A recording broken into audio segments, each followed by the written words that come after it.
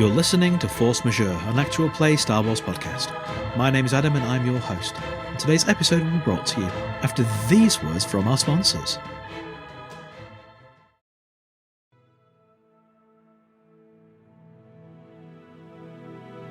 Give relief to suffering womp rats.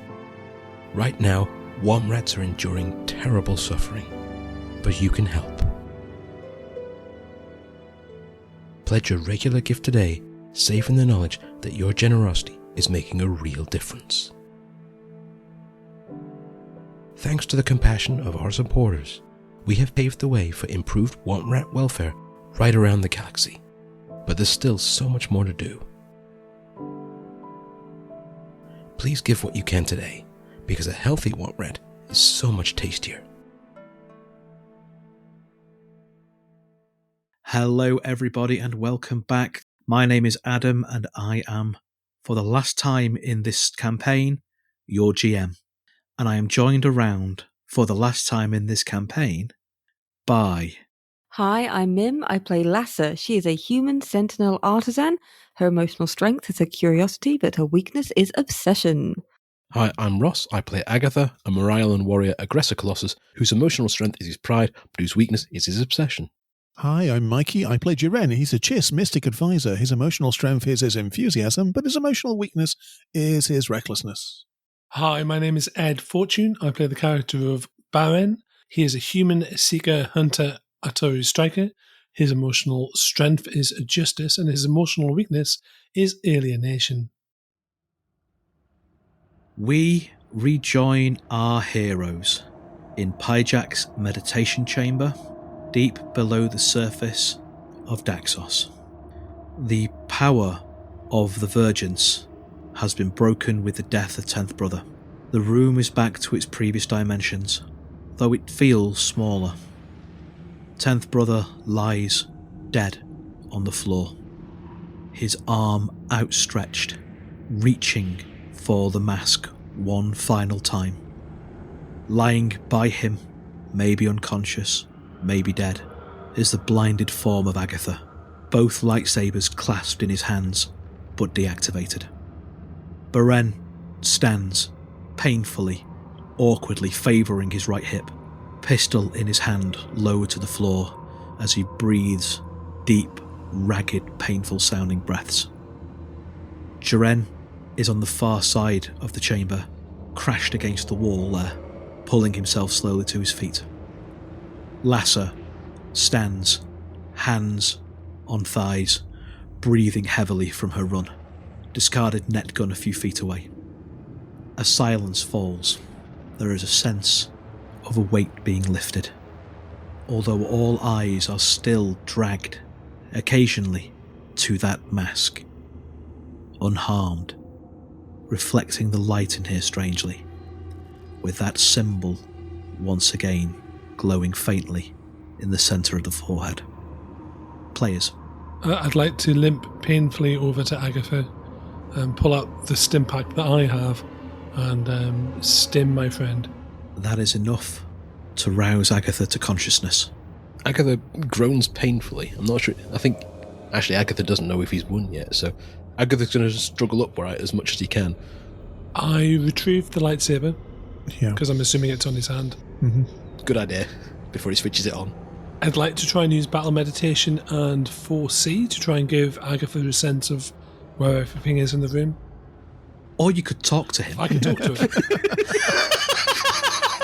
Sorry. I mean, I'm not saying, I'm just saying. Ed, the player, going, oh, I've got shiny things.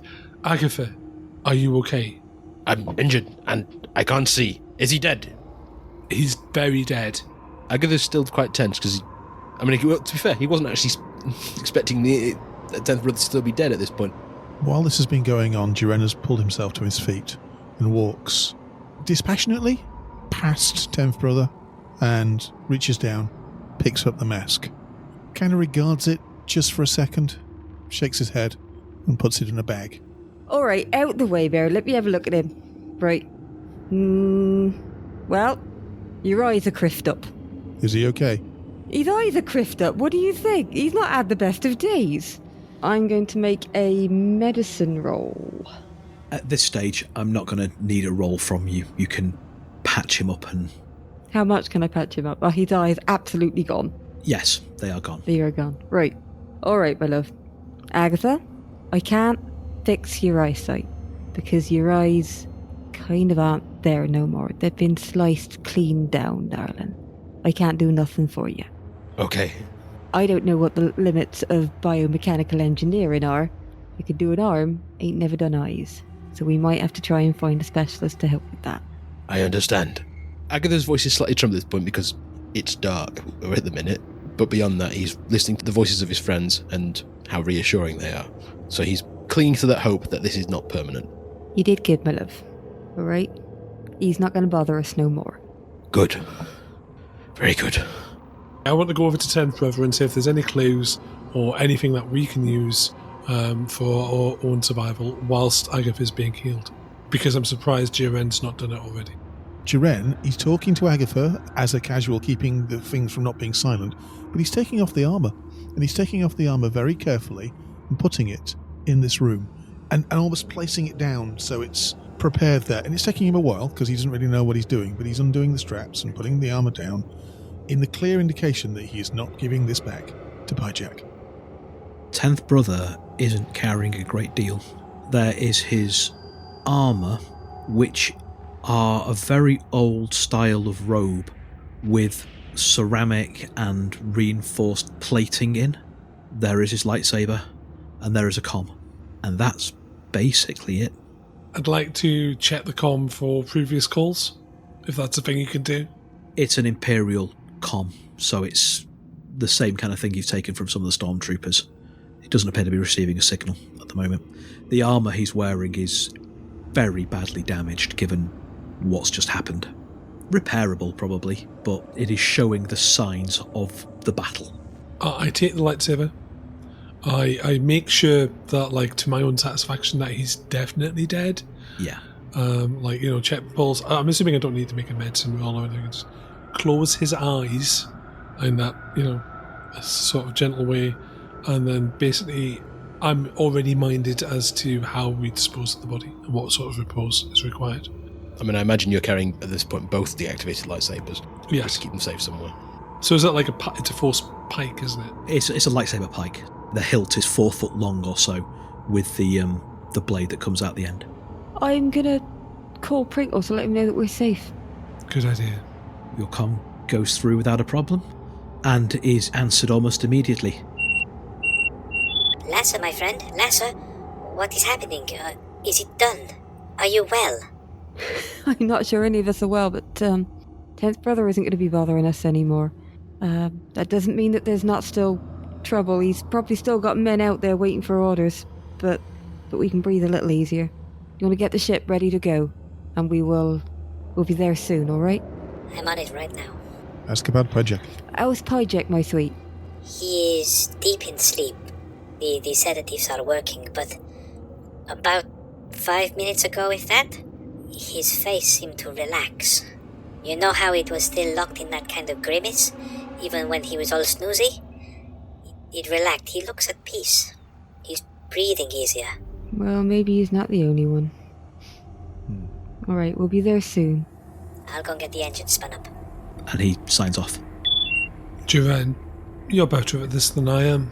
I think we should take this body with us so Pyjack knows that he's dead. I can see the advantage of drawing a line under his... I'm not sure it will be very good for him. I think taking the lightsaber will be enough. I can convince him with the lightsaber. The important thing is, I'm leaving his armor here. As he said to us before when he tried to kill us, a good soldier follows orders. My friend is not a soldier anymore. That mask, do you think a lightsaber blade will melt it? It could, I imagine. I don't want to do it here. Why not? We can finish this place. Blow it to hell. We could bury it all. Then it's all dead and buried. Dead, buried and gone. Adam, am I still feeling the waves of dark side energy from this place? Has it gone now? He's dead. Yes. It is no longer a Virgins. Right. There is still a wellspring from the mask, however. Yeah. But again, it's not giving out the call, the choice that it was doing to Lasser. Not yet. We can try. I mean, did you see before when you hit him in the face with the lightsaber, it did not do anything? It bounced off. Let us try. He pulls out the mask and holds it in front of him, 2 hands on each side, so that there's a gap in between, and stares straight at Baron. Yes, let's put that on the ground. I don't really want to. Not in a, I don't want to put it down. I don't want either any of you to pick it up. I do not trust it. Can you hold it in your mechanical hand? I shall put it down here, and he places it on top of Pyjack's armor. Okay, that seems sensible. I take the force pike because it's not mine and I don't want to hurt the thing that's mine. I turn the force pike on and I just I experimented with my own lightsaber. I'm aware I can melt steel and other materials, and I just hold the blade for as long as I can. And I'm still quite hurt, and it's painful to do. But I take a deep breath and I just very carefully see how much I can heat the mask up by. Doesn't appear harmed or damaged at all. Duran, do you want to see if the mask even has any heat upon it? Mm-hmm. I turn the blade off. With my robot arm, I put my hand out and see if the internal sensors explain heat. It remains exactly as warm to the touch as it always has, that being the gentle warmth of living tissue. I pick it up with my other hand and then put it back in the bag. That is impossible. I'm assuming I've scorched the surrounding armour as well. Yeah. All right.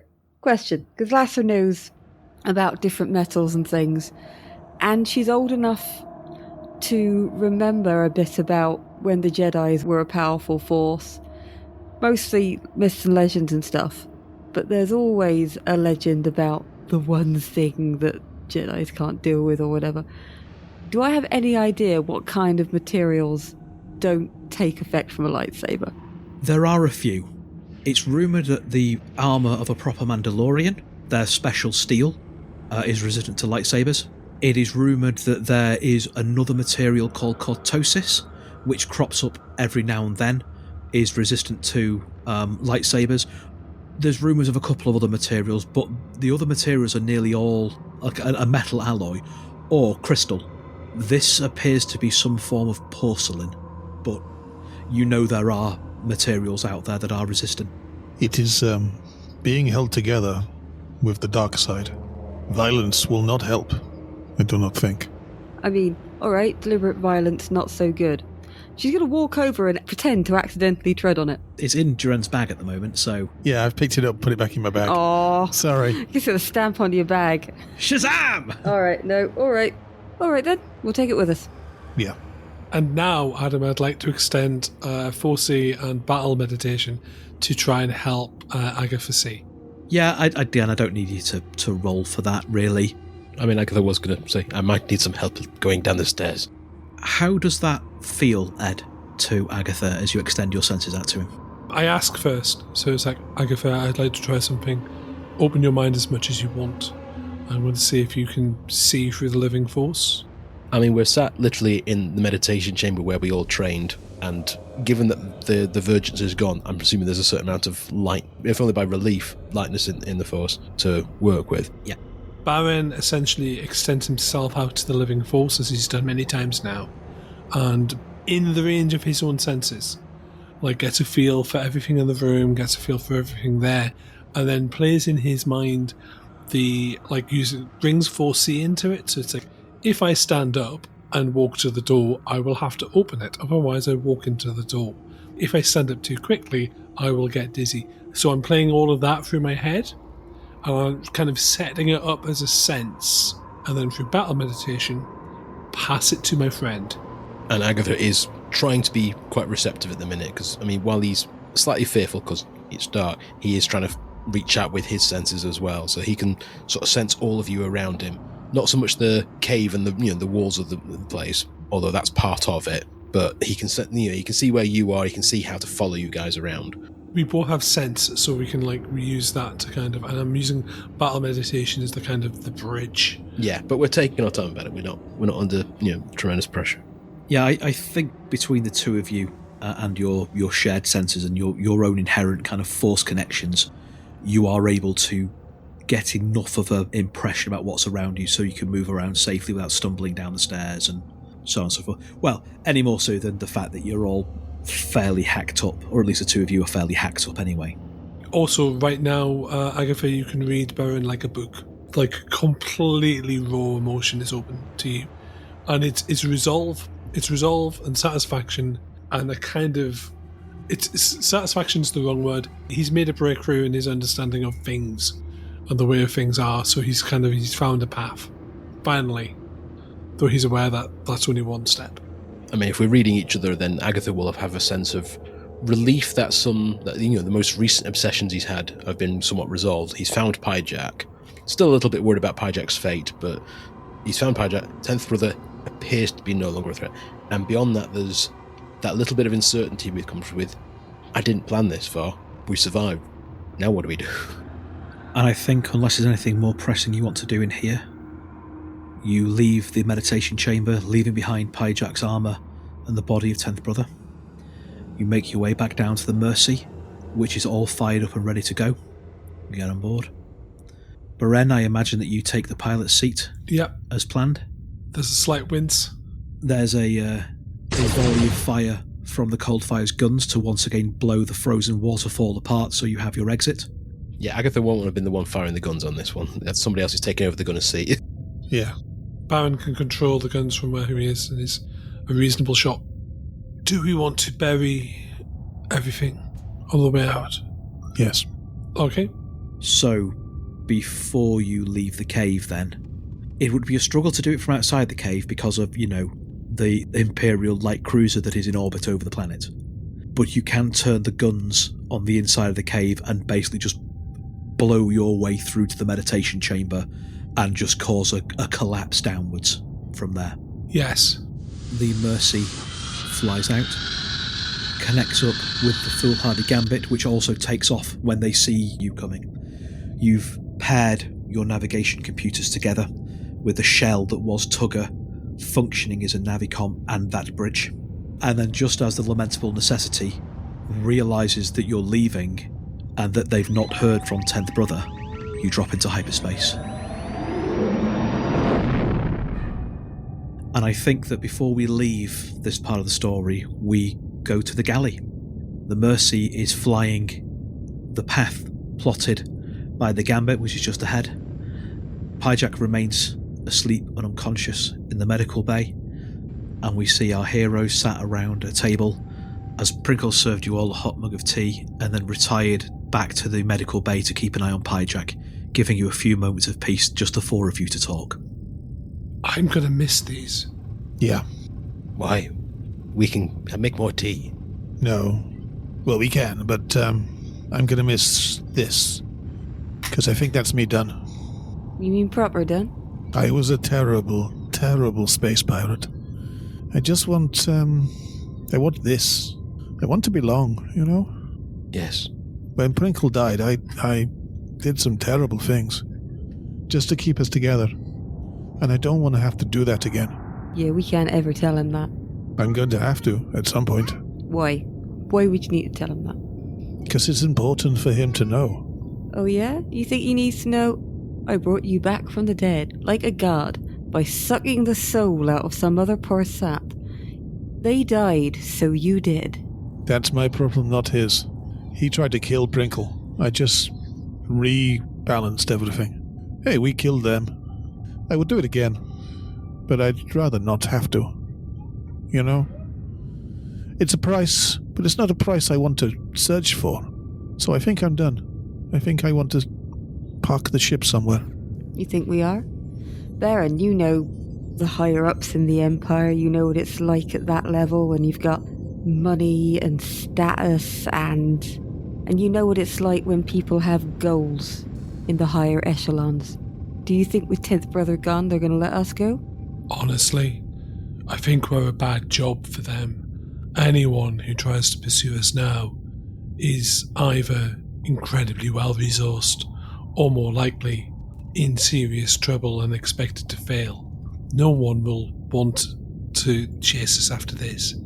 He's dead. He's gone. He was, the equivalent of a moth? No one wants that disgrace on their record. They'll try and pretend it never happened, and if we don't make too many waves, then we should be okay. I'll be honest, I'm keen to try and draw a line underneath here. I don't think settling is a thing I can do, but let me take a look out into the world beyond and see what I can see, but I think we might be okay. It's definitely a concern. I mean, if we've defeated someone as high-ranking as that, they won't want anybody else to see how easily they can befall. There is some concern there. There is no tactical advantage in taking out 4 nobodies. So long as we remain 4 nobodies, yes. Whatever case 10th Brother put towards the Empire for us, I think, is mostly gone. I still have a stain on my name, and that's something I need to live with, but I can deal with that. I think we'll be okay. Let's proceed with caution. And there's the big question then, isn't it? Are we done? I don't think we are done. You are still my family, but I think we're done doing... He waves his hands round this nonsense. I didn't see what you did then. I heard you moving. Oh.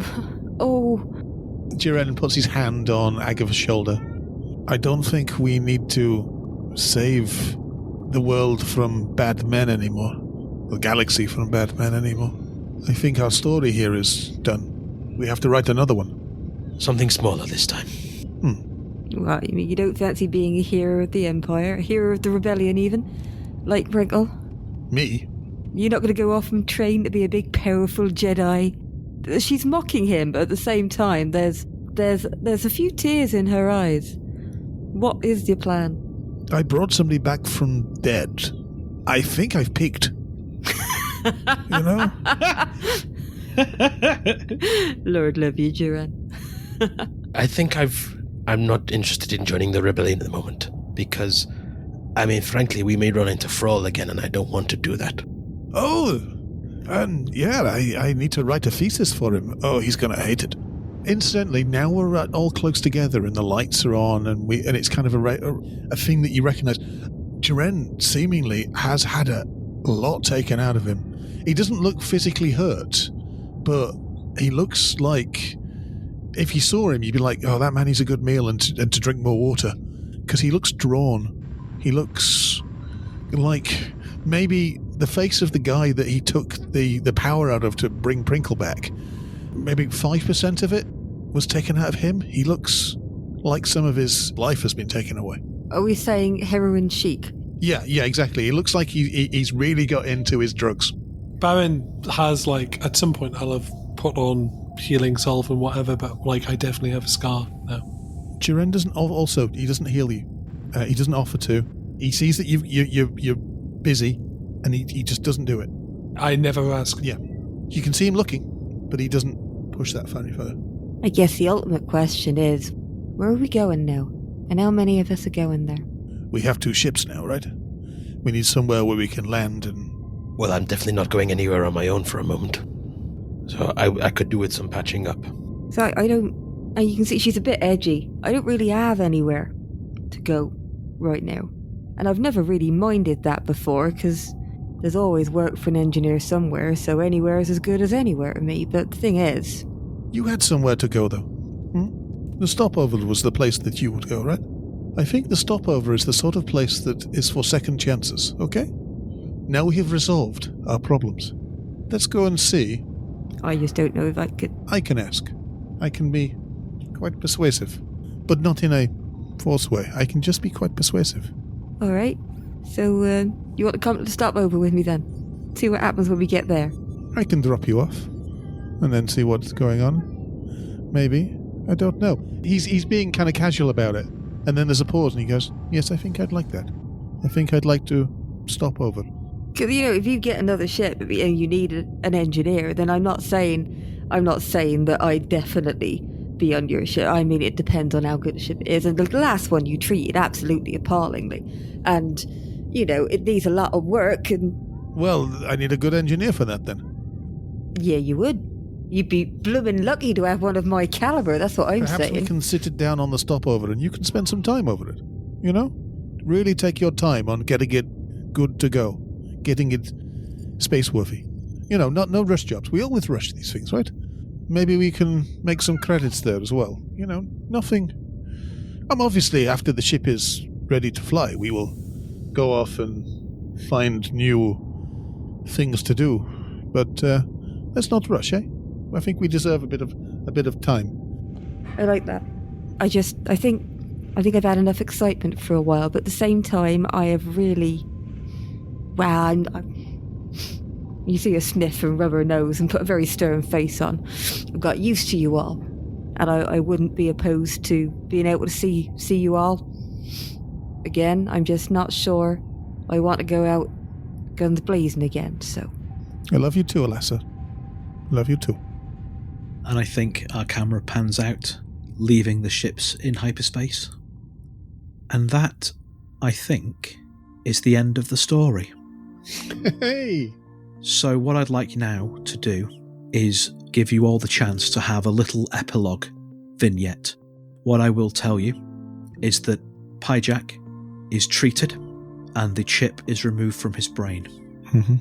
The feverish obsession that he had over his former master still is with him a little bit, and there is still a deep sorrow in him, especially when he knows finally and for good that Davarin Coldfire is dead. There's a very emotional point where we show him the lightsaber, and there is anger and rage, but also tears and... Yeah. And there's also a relief there. Pyjak, however, is a broken man. His days of spacefaring have gone, and he settles in at one of your various trips to the stopover, and he spends the rest of his accelerated span, for he is a clone and they do age quicker, just helping Grandma Whiskers in the soup kitchen, living the quiet life of an old man with nothing left to fight for. But it is not a bad retirement. His last days are peaceful ones, free of the ghost of his past.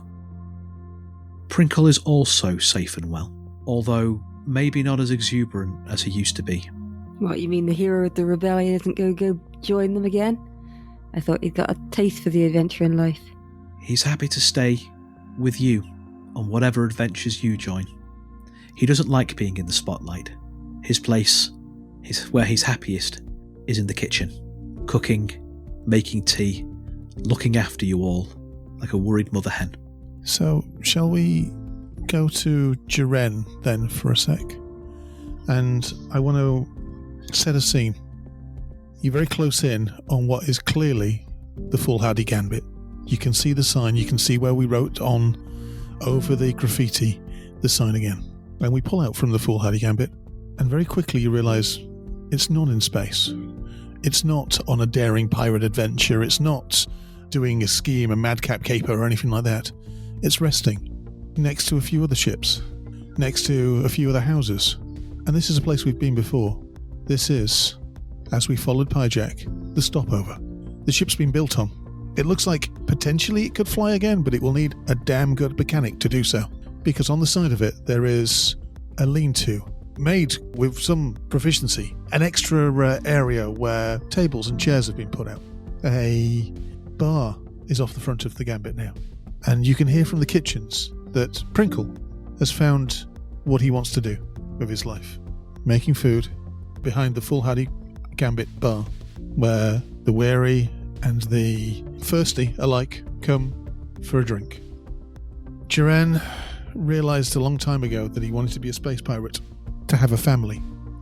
In all of his exploits, his need was to belong.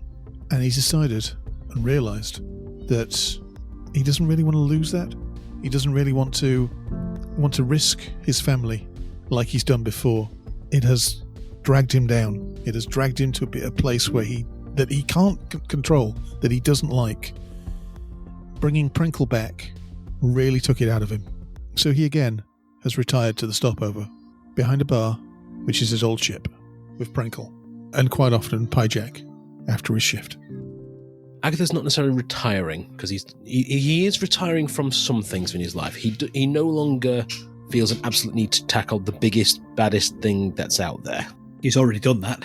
Well, partly he's already done that, but partly it really, really took he lost a lot doing it. I mean, while it's nice to know at some point he was strong enough to face an ice demon on some long forgotten moon, he's also he's faced things he can't see and can't really describe anymore, and he's lost his eyesight for it. He will have used whatever earnings he's gotten to have paid for some surgery to reconstruct his eyesight, but there's always that it's not quite what it was before. I mean, I'm sure it's pretty good. In some cases it may be better. The one thing that it has given him, which he hadn't quite appreciated, was that some of the tattoos he'd marked his skin with, in these younger days, are no longer there anymore. They were wiped off his face the same as his eyes were.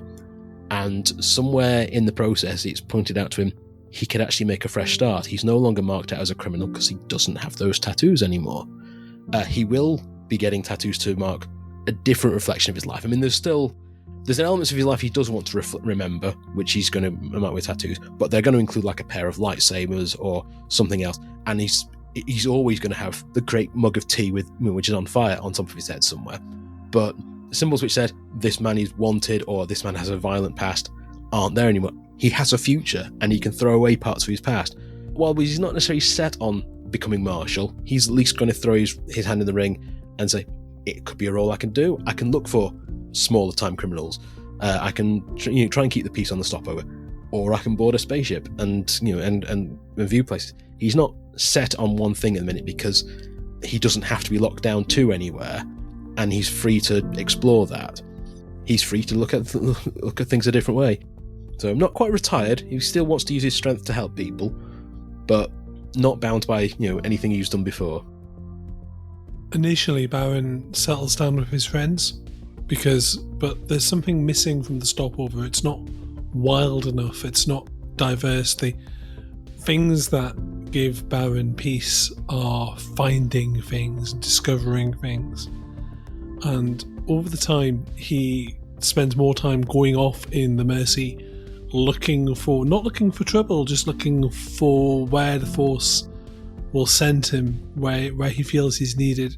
And he has a few adventures where he essentially turns up as the mysterious man, just at the right moment, just turns up, helps out, doesn't talk much, leaves again, and his journeys back to the stopover become less and less frequent. Every once in a while he'll ask Agatha to come with him for this thing or that thing, but over the years, as the galactic civilization, the galactic situation hots up, he is busy. But as that starts to calm down, you're all delighted to learn that he's found somewhere to settle down. And the place he's settled down is very, very wild. And it's full of the diversity of the Force. And it's both light side, it's both dark side. And it's essentially a wild land. And there's a small number of humans and aliens who've made it their home. And they're all very hardy frontiers people. And he spends most of his time making sure that the living things aren't exploited by people who don't understand the land. And every once in a while he still goes back to the stopover, catches up with his friends, maybe even picks up a few people who've never seen the world the way that Baron has seen the world, and he takes them back to this wild land. They have an adventure, they come back, they never want to go there again because it's terrifying. But yes, he essentially becomes a bit of almost like a intergalactic scoutmaster, in the sense that he just turns up, does things, but isn't looking for credit, isn't looking for notoriety, and maybe he has run-ins with his family, but they wouldn't know. They wouldn't know who he is, and he doesn't want them to know because that's not who he is anymore. He has a family. They live on two worlds, and one is the life that he's made for himself, and one is his past, which is to him now the stopover. So when Lassa got to the stopover, she went and had a word with Ma and Prinkle, and Jiren helped her out, and she began to feel a bit more welcome again, with the promise that they weren't going to bring massive trouble. So she started working on the ship, and because she's a good engineer, as ships have come and gone, a few people came and asked for help, so she started working on some other ships, even got some invites to go off into space again. But after everything that had happened, she decided she quite liked having her feet on the ground, and it turned out that she'd got quite used to having an annoying Chiss chattering at her every now and then. So her workshop was pretty close to the bar that Duren had set up. And she quite liked fixing odds and sods, just kept it open as an engineering workshop, occasionally grumpily welcoming in some of the little kids that Ma would look after, teaching them how to fix things up, never being particularly happy about it, always with a gruffness and a bluntness, just like Ma herself. But after a while, there'd be about 7 or 8 little kids rummaging around her miniature junkyard out back, making things, fixing weird things, and she got settled. And she stopped wanting that dream of having a ship of her own that didn't need anybody, that was completely automated, the big junker, the transporter, plodding along without any interruptions. And she decided she quite liked just being on the stopover, fixing things rather than breaking them. Not bothered with the Force, but she did keep an eye open, because she was always still a little worried about the Empire finally catching up to them. She could never quite stop being a little paranoid about it. And she always kept a lockbox filled with a few emergency supplies. But mostly she had fun fixing things, arguing with Duren, seeing what else was going on around her, rather than far out in space. Probably going to die on the stopover. But for a change, this time there might actually be some people at her funeral when she dies, as opposed to beforehand, when it wouldn't have been no one there except the graveyard staff, because she found some friends.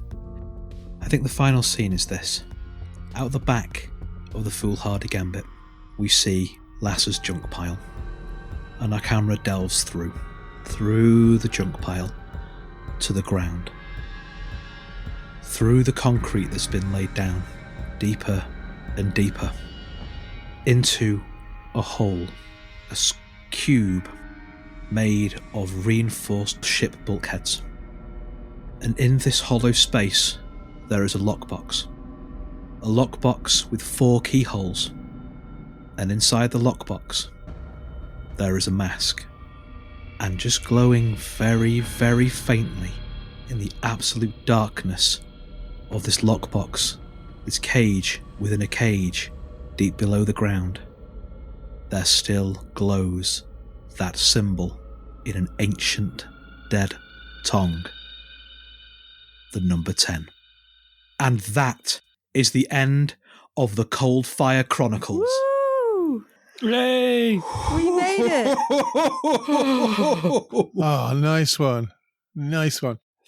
Thank you very, very much to all of our listeners for being with us on this journey. This journey which has spanned 3 seasons, 4 years, and 60 episodes? Something like that? A while. We've been telling this story for a while now. I just want to say from me, thank you very, very much. Players, do you want to say a farewell to the listeners for this story? All right, my loves. Take care. Had a lovely time. Well, I've had a lovely time. That's all, folks. Thank you very much for everyone for listening and picking up for our nonsense and putting up with all of this absolute silliness. And thanks for listening. And bye for now. Thank you, everybody. I've had a really great time. I'm going to miss being this character. I'm going to miss being a grumpy old woman with a silly accent and a tea fixation. So, yeah, have a great time. Go play brilliant games yourself. See you some other time, in some other adventure, in another world. Cheerio. Thank you once again to our listeners, to my players, to our patrons, to everyone who's been with us on this journey. We have our table chat coming up, and in that we will discuss a little bit of what's going to be coming next for you. And you can find that all out when you rejoin us next time.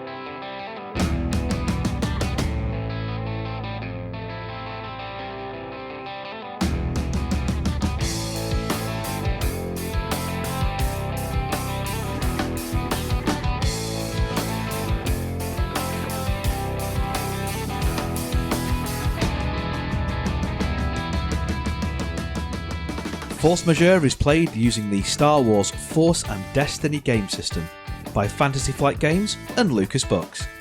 Our intro music for this season is Unholy Night by Kevin MacLeod, and our outro music remains Suburban Outlaw by Forget the Whale, both used with gratitude under the Creative Commons license.